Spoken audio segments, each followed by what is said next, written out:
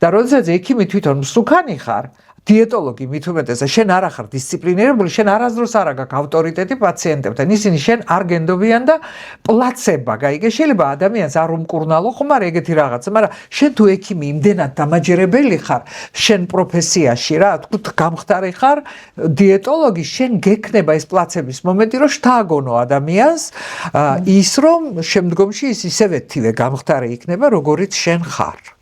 პლაცება რა არის ახლა თქვათ კიბოიან ავადმყოფებს კურნალობენ ქიმიოთერაპიას უტარებენ ორი ჯგუფია ერთ ჯგუფს აძლევენ წამალს რომელიც $10,000 ღირს და მეორეს ეუბნებიან რომ ჯერ არ არის ხვალ შემოვა ეგ წამალი და ისინი ელოდებიან ამას ეს პლაცების მომენტებია ელოდებიან და ერთი დღის მერე უკეთებენ სუფთა წყალს ჯგუფში ორივეში გამოჯამრთელება ერთნაირია. ანუ კიდევ გეტყვი ხა. ერთ ადამიანს უთხრეს რომ როგორი წესი გირჩევნია მოკლათო რა ადამიანი.